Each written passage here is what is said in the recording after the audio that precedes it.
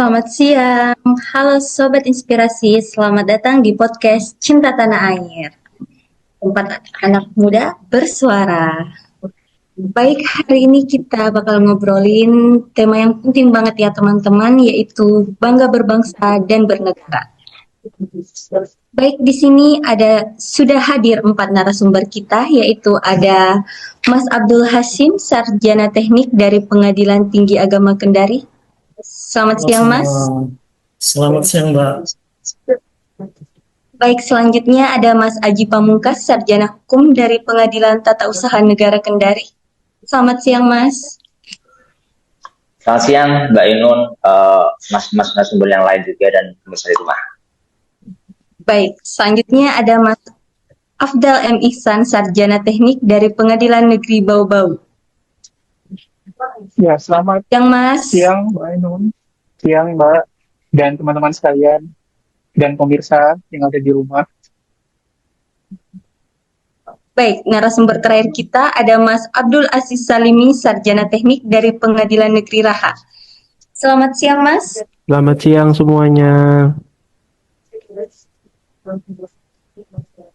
Baik, teman-teman, kita mulai ya. Pertanyaan pertama, teman-teman, menurut kalian, apa sih yang dimaksud dengan wawasan kebangsaan? Mungkin Mas Abdul Hashim bisa menjawab, mungkin? Baik, Mbak Ainun, terima kasih atas pertanyaannya. Selamat siang buat teman-teman semua dan rekan-rekan pemateri yang lain. Izin menjawab.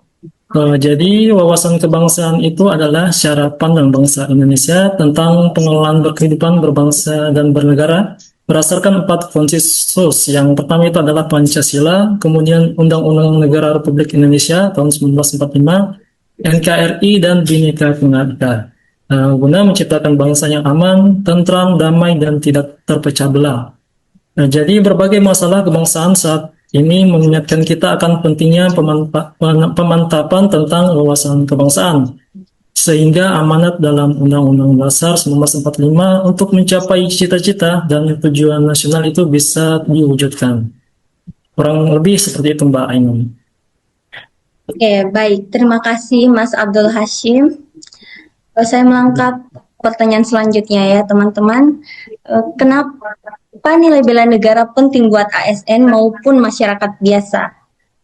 Mungkin Mas Aji Pamungkas bisa menjawab, Mas? Ya, terima kasih Mbak Ainun. Selamat siang Mbak Ainun dan teman-teman semuanya, mas-mas narasumber yang saya hormati. Luar biasa ya, pada hari ini kita bisa berkumpul, bisa sharing di sini terkait dengan pembahasan yang cukup menarik bagi kita, cukup fundamental juga terkait dengan berbangsa dan bernegara, yakni tadi bangga berbangsa dan bernegara. Mbak Inun dan teman-teman semuanya, terkait dengan nilai-nilai dasar bela negara itu sendiri kan banyak ya. Kita bisa sebutkan mungkin ada cinta tanah air, ada sadar berbangsa dan bernegara, kemudian rela berkorban untuk bangsa, sekaligus setia pada Pancasila sebagai ideologi negara. Nah, teman-teman semuanya, nilai-nilai ini menjadi penting karena ini menjadi fondasi bagi kita semua dalam menjalankan pemerintahan ataupun dalam berinteraksi antar sesama warga negara itu sendiri. Dan sebenarnya nilai-nilai ini pun sudah ada sejak lama, bukan nilai-nilai yang baru aja, itu enggak sih. Ini sudah ada sejak lama yang pastinya diwariskan oleh founding fathers kita ya, para pahlawan, bagaimana dulu kita berjuang melawan penjajah, dan nilai-nilai itu bisa kita laksanakan di saat ini, di masa kini, pastinya dalam berdinamika sehari-hari, baik bernegara, dalam menjalani kehidupan sehari-hari ataupun yang lain. Sehingga menurut saya ya, Mbak Inun dan teman-teman semuanya ya, terkait dengan kesadaran bela negara itu harus mulai kita tanamkan. Makanya pentingnya adanya pelajaran moral Pancasila, pendidikan kewarganegaraan. Menurut saya itu salah satu pelajaran yang paling penting dan harus dikuasai juga, khususnya di sekolah dasar. Sehingga pada kedepannya dalam berinteraksi sehari-hari, dalam menjalankan pemerintahan itu sendiri, kita bisa menjalankan itu sebaik-baiknya. Dan menurut saya bela negara ini juga bukan cuma untuk kita sebagai rakyat ya, tapi juga harus didasarkan juga untuk wakil-wakil rakyat kita di atas sana. Paling itu Mbak sementara dari saya. Terima kasih Mbak Inun. Terima kasih Mas Aji. Oke, kita melangkah ke pertanyaan selanjutnya ya teman-teman. Kalau ngomongin bela negara, banyak orang yang mikirnya hanya soal perang. Menurut Mas Afdal nih, apa benar cuma itu Mas? Mungkin boleh dijawab Mas? Ya, Mbak Ainun, terima kasih Mbak Ainun. Pertanyaannya cukup menarik ya, teman-teman sekalian dan para narasumber yang saya hormati, dan sekalian pemirsa yang ada di rumah.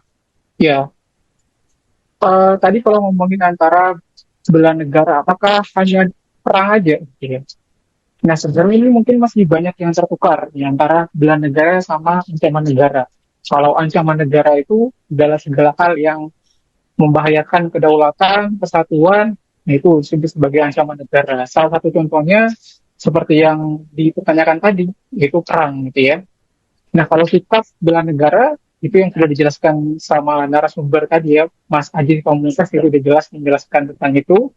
Nah, terkait dengan ancaman negara ini apakah hanya perang aja ya? Perang merupakan salah satu ancaman negara ya. Di ancaman negara itu kita bagi menjadi dua kategori. Ada yang ancaman negara berupa ancaman militer, ada yang sifatnya non militer. Yang militer itu salah satu contohnya adalah persoalan mengenai perang. Yang non militer itu bisa dibagi menjadi beberapa dimensi. Ada misalnya politik, keberkaitan terkait dengan korupsi, kolusi nepotisme, kemudian dimensi ekonomi seperti inflasi, kemudian ada dimensi ideologi seperti adanya ideologi yang ingin melawan ideologi Pancasila seperti ideologi komunis. Itu kira-kira Mbak Ainun, itu jawaban dari saya. Baik, terima kasih Mas Afdal. Oke, kita beralih ke pertanyaan terakhir ya.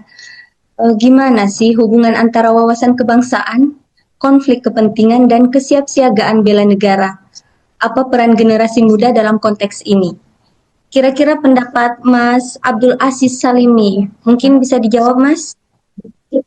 Terima kasih untuk pertanyaan. Ya, pertanyaan cukup menarik ya. Gimana sih hubungan antara wawasan kebangsaan, konflik kepentingan, dan kesiapsiagaan bela negara? Dalam perjalanannya, ketiganya itu saling melengkapi. Wawasan kebangsaan memberi dasar ideologi, pengelolaan konflik, kepentingan menjaga integritas SN, dan kesiapsiagaan bela negara itu membuat kita siap menghadapi ancamannya nyata maupun internal atau eksternal. Jika dijalankan bersama-sama, NKRI akan semakin kuat dan tahan terhadap gangguannya. Lalu yang terakhir itu generasi muda dalam konteks ini. Apa peran generasi muda dalam konteks ini?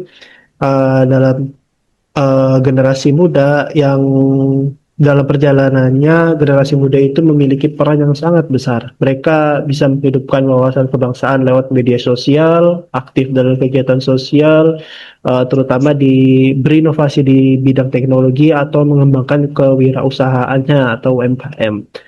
Dengan aktivitas dan energi mereka yang masih penuh, generasi muda bisa membela negara dengan cara-cara terkini atau cara-cara terbaru. Begitu.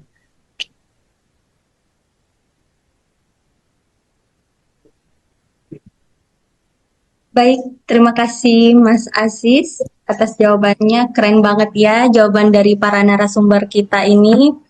Terakhir mungkin, apa pesan kalian buat anak muda Indonesia ini? Mungkin ada yang bisa menjawab? Ya, izin Mbak Ainun. Silahkan Mas Aji.